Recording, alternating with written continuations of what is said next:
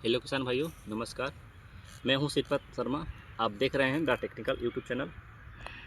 हम आपको बताना चाहते हैं कि अभी हम लोग का जैसे अभी गेहूं का फसल चल रहा है, इसमें हम लोग खाद भी डाल लिए होंगे और कोई भी किसान और किन्हीं को बाकी भी होगा। यदि आप खाद डाल लिए हैं या उसका ग्रोथ सही नहीं हो रहा है तो उसके लिए हम लोग क्या करें, हम आपको इसी के बारे में आपको बताना के लिए ये वीडियो लेकर आए हुए हैं।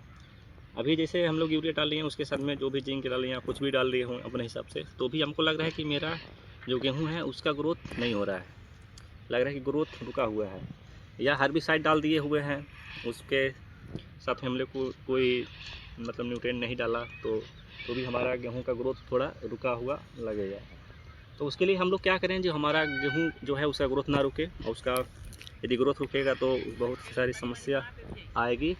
उसके लिए हम लोग क्या कर सकते हैं कि हमारा जो भी मतलब समस्या दिख रहा है खेत में, या पीला हो रहा है, उसका फुटाव अच्छा नहीं है और ग्रोथ रुका हुआ है एकदम, तो उसके लिए हम लोग क्या करें। इसके लिए हम लोग आपको बताना चाहते हैं किसान भाइयों कि एक आता है दयाल कंपनी का 19-19-19। इसमें जो रहता है 19% नाइट्रोजन, 19% फास्फोरस और 19% पोटास होता है।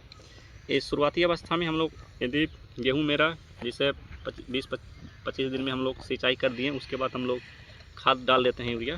उसके बाद यदि ग्रोथ नहीं होता है तो उसके लगभग हफ्ता दिन के बाद, यानी कि 35-40 दिन के अंदर में ही हम लोग इसका यदि स्प्रे कर देते हैं, ये 19-19-19 जो आप देख सकते हैं, ये दयाल कंपनी का आता है 19-19-19। इसका हम लोग यदि स्प्रे करते हैं तो हमारा जो ग्रोथ रुका हुआ है तो उसका समस्या समाधान हो जाता है। इसलिए हम लोग इसको क्या करना है किसान भाई, डालना कैसे है। इसको हम लोग 1 किलो को आप 100 से 150 लीटर पानी में, यानी कि 10 टंकी बना सकते हैं, जो कि 1 एकड़ के लिए सफिशेंट होता है। इसको हम लोग 1 किलो को आप 10 लीटर पानी में मिला के, पानी में घोल के 1 एकड़ में स्प्रे करेंगे। इससे जो ग्रोथ रुका हुआ है वो समस्या आपका समाधान हो जाएगा।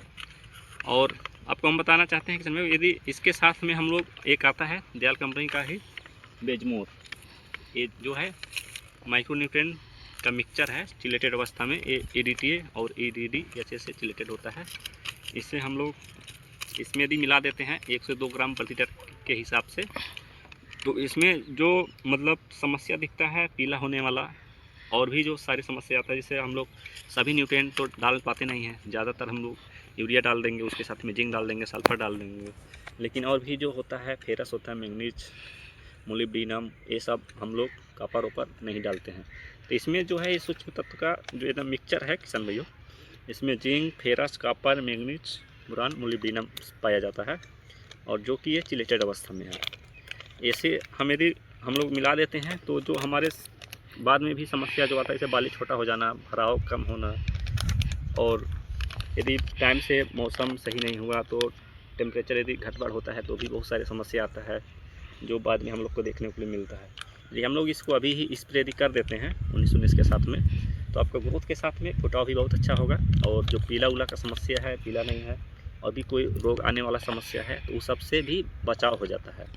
तो इसलिए हम आपको बताना चाहेंगे किसान भाई कि फर्स्ट यूरिया डालने के बाद यदि समस्या दिख रहा है तो हम लोग इसे 19-19 और बेजमोर को अपने खेत में ज़रूर लगाएंगे, जिससे हम लोग का ग्रोथ बहुत अच्छा हो गेहूं का, और फुटाव अच्छा हो, और बाद में जो बाली की छोटा होने की समस्या या भराव नहीं होता है बाली का, उसका समस्या जो आता है वो सब का समाधान हो जाता है।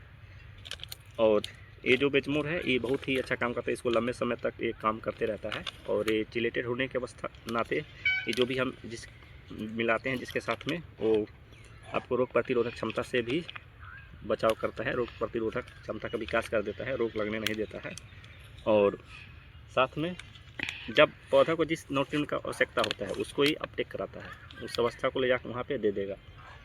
इसलिए हम लोग अभी फर्स्ट स्प्रे में गेहूं में या मसूर में किसी भी फसल में भी जो फर्स्ट स्प्रे हम लोग करेंगे तो बेजमोर प्लस 19-19 दोनों का स्प्रे करेंगे।